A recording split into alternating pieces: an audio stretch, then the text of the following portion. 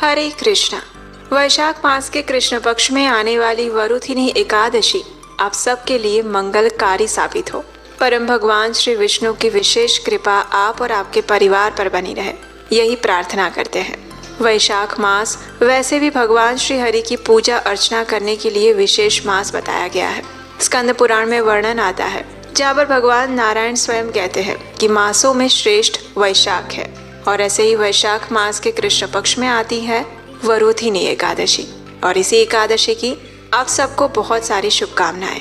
ये एकादशी मनुष्य के सहस्त्रों जन्मों के पापों को तत्क्षण नष्ट कर देती है। जो भी मनुष्य, जो भी साधक इस एकादशी व्रत का पूर्ण श्रद्धा, निष्ठा और नियम से पालन करते हैं, उनके न सिर्फ पापों का नाश होता है अपितु उनकी आध्यात्मिक प्रगति तीव्रता से आगे बढ़ती है। तो चलिए इसी वरुथिनी एकादशी के उपलक्ष्य में इससे जुड़ी हुई सुंदर पौराणिक कथा सुनते हैं और अपने इस एकादशी व्रत को पूर्ण बनाते हैं। आइए आज की वरुथिनी एकादशी व्रत कथा आरंभ करते हैं। एक समय युधिष्ठिर महाराज ने भगवान श्री कृष्ण से कहा, हे प्रभु, वैशाख मास के कृष्ण पक्ष की एकादशी का नाम क्या है? इसका अनुष्ठान करने से क्या पुण्य फल प्राप्त होता है? इसमें किन नियमों का पालन करना चाहिए और इस एकादशी की महिमा क्या है? अगर आप उचित समझें तो इसका विस्तार से मुझे वर्णन कह के सुनाइए। युधिष्ठिर महाराज की बात सुनकर भगवान श्री कृष्ण कहते हैं, हे राजन, वैशाख मास के कृष्ण पक्ष की एकादशी को वरुथिनी एकादशी के नाम से जाना जाता है। ये सौभाग्य प्रदान करने वाली एकादशी है। इस दिन व्रत रखने से जीव के सभी पाप नष्ट हो जाते हैं। अगर कोई सद्गुणी स्त्री जो कि दुखी है वो अगर इस व्रत का पालन करती हैं तो उसे सौभाग्य प्राप्त होता है। इतना ही नहीं अपितु राजा मांधाता ने भी इसी वरुथिनी एकादशी के प्रभाव से स्वर्ग को प्राप्त किया था। उसी प्रकार धुंधुमार राजा ने भी स्वर्ग प्राप्त किया था, और वो भी इसी वरुथिनी एकादशी के माध्यम से। और सबसे आश्चर्यजनक बात यह है कि वरुथिनी एकादशी के व्रत का फल 10,000 वर्षों की तपस्या के फल के समान माना जाता है। यानी अगर कोई साधक 10,000 वर्षों तक तपस्या करता है और उससे जो पुण्य फल उसे मिलता है, वही पुण्य फल उसे सिर्फ वरुथिनी एकादशी का श्रद्धा और नियम पूर्वक पालन करने से स्वतः मिल जाता है। इतनी पुण्य फलदायिनी है ये वरुथिनी एकादशी। कुरुक्षेत्र के अंदर सूर्य ग्रहण के दौरान सोना दान करने से जो फल प्राप्त होता है, वही फल वरुथिनी एकादशी के दिन उपवास रखने से प्राप्त होता है। इस उपवास के द्वारा जीवात्मा इस भौतिक संसार के अंदर और मृत्यु के बाद परलोक में दोनों जगह सुख प्राप्त करते हैं और अंततः उसे आध्यात्मिक लोक की प्राप्ति होती है। हे महाराज, इस एकादशी का व्रत करने से इस लोक में सुख और परलोक में मोक्ष मिलता है। शास्त्रों में वर्णन आता है कि हाथी का दान घोड़े के दान से श्रेष्ठ होता है, भूमि का दान हाथी के दान से श्रेष्ठ है, और इन सब के अंदर तिल का दान श्रेष्ठ है। सोने का दान तिल के दान से श्रेष्ठ है और भोजन का दान सोने के दान से श्रेष्ठ है। संसार में भोजन दान से श्रेष्ठ कोई दान नहीं है। भोजन दान करने से पूर्वज, देवता, मनुष्य आदि सभी तृप्त होते हैं। शास्त्रों में कन्या दान को भी भोजन दान के समान माना गया है। वरुथिनी एकादशी का व्रत पालन करने से अन्नदान और कन्यादान, इन दोनों ही उत्तम व्रतों का फल प्राप्त हो जाता है। जो लोग लालचवश पुत्री का धन लेते हैं या आलस्य और सुस्ती कारण पुत्री का धन खा जाते हैं, वे प्रलय के अंत तक नरक में कष्ट भोगते रहते हैं या फिर अगले जन्म में बिल्ली के रूप में जन्म लेते हैं। चित्रगुप्त भी उन लोगों के गुणों का वर्णन करने में असमर्थ हैं जो प्रेम पूर्वक और यज्ञ करके अपनी पुत्रियों का कन्यादान करते हैं। वरुथिनी एकादशी पर व्रत रखने वाले व्यक्ति को कन्यादान के समान ही पुण्य फल प्राप्त होता है। वरुथिनी एकादशी पर व्रत रखने वाले व्यक्ति को दशमी के दिन इन सभी चीजों का त्याग करना चाहिए। पीतल के बर्तनों में भोजन करना, मांसाहार करना, मसूर की दाल, चना, कोडो, बाजरा, जड़ी बूटियां, शहद, किसी और का खाना और एकादशी पर दूसरा भोजन लेना। व्रत रखने वाले व्यक्ति को पूर्णतः ब्रह्मचर्य व्रत का पालन करना चाहिए। अगर संभव है तो रात में सोना नहीं चाहिए, अगर नहीं है तो विश्राम करना चाहिए। सारा समय शास्त्रों का चिंतन करते हुए, भगवान के पवित्र नामों का जप करते हुए, कीर्तन करते हुए व्यतीत करना चाहिए। भूलकर भी इस दिन दूसरों की निंदा नहीं करनी चाहिए और पापी लोगों की संगति भी नहीं करनी चाहिए। क्रोध करना या झूठ बोलना भी वर्जित है।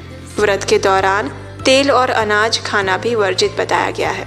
हे राजन, जो लोग एकादशी का व्रत विधि पूर्वक करते हैं उन्हें स्वर्ग की प्राप्ति होती है और इसीलिए बुरे कर्मों से सावधान रहना चाहिए।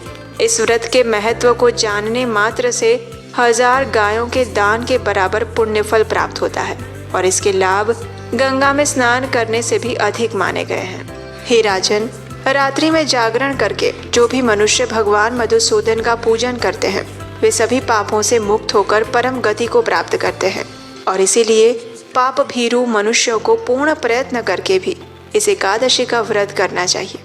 यमराज से डरने वाला मनुष्य अवश्य ही वरुथिनी एकादशी का व्रत करे। वरुथिनी के व्रत से ही मांधाता और धुंधुमार आदि अन्य अनेक राजा स्वर्गलोक में गए थे। हे राजन, इस वरुथिनी एकादशी की महिमा और कथा को पढ़ने और सुनने मात्र से भी सहस्त्र गौदान का फल मिलता है और मनुष्य सभी पापों से मुक्त होकर विष्णु लोक में प्रतिष्ठित होता है।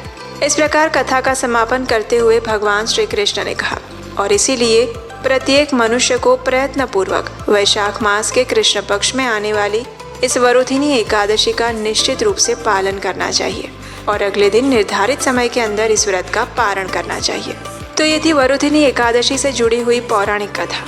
ये एकादशी हमारे जीवन में आने वाला एक ऐसा सुवर्ण समय होता है जब हम अपने आध्यात्मिक जीवन को और गंभीरता पूर्वक ले सकते हैं और इसीलिए इस एकादशी तिथि के दिन अधिक से अधिक हरे कृष्ण महामंत्र का जप करना चाहिए।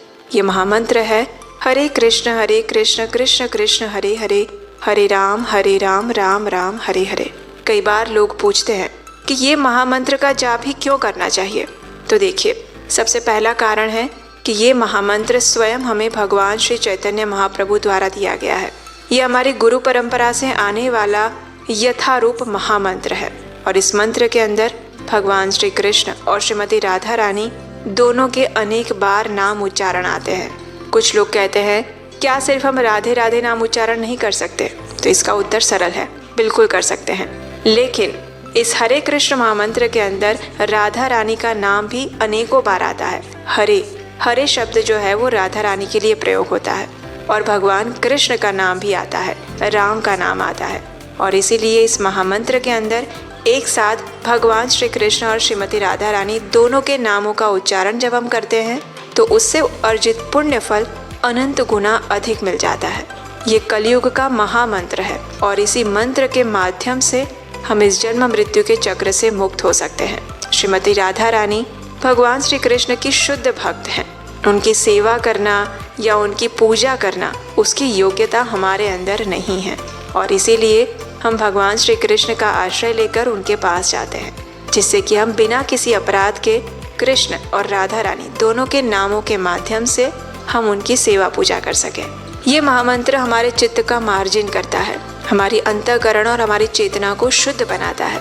इसीलिए एकादशी के दिन सबसे महत्वपूर्ण कार्य यही होता है कि इस हरे कृष्ण महामंत्र की अधिक से अधिक संख्या में माला का जप किया जाए। कम से कम 16 माला या कम से कम 25 माला का जप करना चाहिए। इस दिन एकादशी के दिन उपवास का पालन करते हैं। किसी भी प्रकार के अन्न या फिर अन्न से बने हुए खाद्य पदार्थ हम नहीं लेते हैं, जैसे कि गेहूँ, चावल, दाल या फिर इससे बने हुए कोई भी भोजन पदार्थ वर्जित बताए गए हैं। शास्त्रों में वर्णन आता है कि जो भी मनुष्य एकादशी के दिन अनाज खाता है या उससे बने हुए खाद्य पदार्थ खाता है उसके शरीर में पाप पुरुष प्रवेश कर जाता है और इस संपूर्ण जगत के जितने भी पाप हैं वो सारे एकादशी के दिन अनाज के अंदर संग्रहित रहते हैं और इससे जुड़ी हुई एक सुंदर पौराणिक कथा भी आती है।